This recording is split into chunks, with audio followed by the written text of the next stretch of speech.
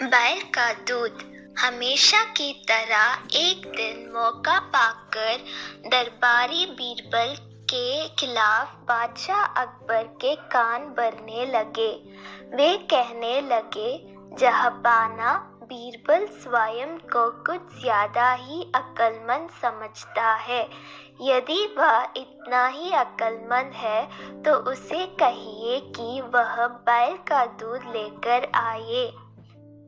दरबारियों की बातों में आकर अकबर ने बीरबल की अक्लमंदी की परीक्षा लेने की सोची। बीरबल उस समय दरबार में उपस्थित नहीं था। जब वह दरबार पहुंचा तो अकबर बोले, बीरबल, क्या तुम मानते हो कि दुनिया में कोई कार्य असंभव नहीं? जी हुजूर, बीरबल ने उत्तर दिया। तो ठीक है, हम तुम्हें एक काम दे रहे हैं। तुम्हें उसे 2 दिवस में के भीतर करना होगा। फरमाइए हुजूर, आपके हर हुक्म की तामीली मेरी कर्तव्य है। बीरबल सिर झुकाकर अदब से बोला, जाओ, जाकर बैल का दूध लेकर आओ।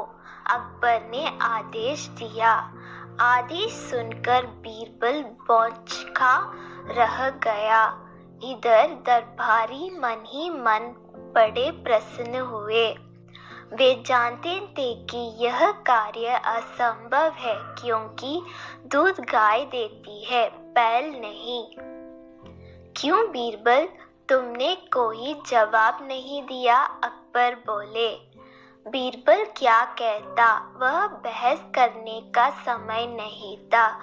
हामी भरकर वह घर लौट आया। घर आकर उसने गहन सोच विचार किया।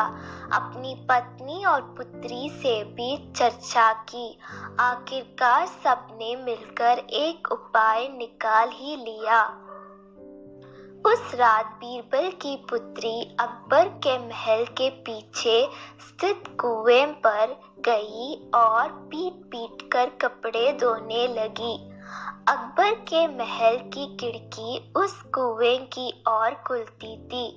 जोर जोर से कपड़े पीटने की आवाज सुनकर उनकी नींद खुल गई।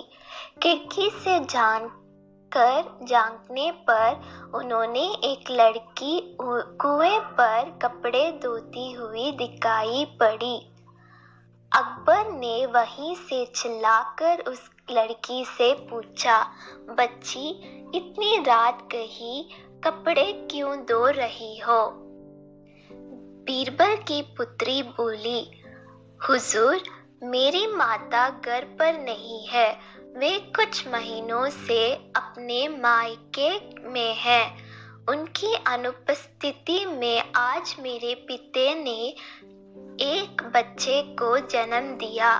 दिन भर मुझे उनकी सेवा शुश्रूषा करने पड़ी। कपड़े धोने का समय ही नहीं पाया, इसलिए रात में कपड़े धो रही हूँ। कैसी विचित्र बात कर रही हो बच्ची, आदमी बच्चे पैदा करते हैं क्या?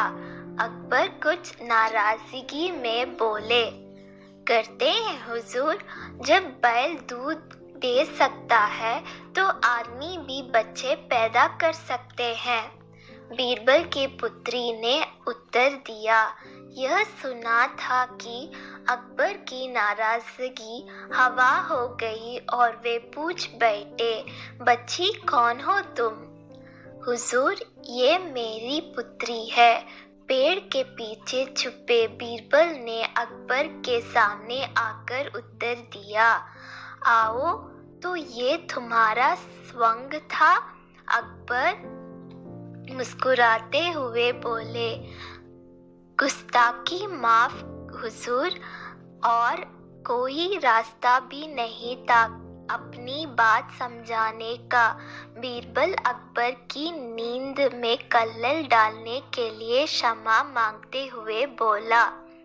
इधर अकबर भी बीरबल की अक्लमंदी का लोहा मान गए।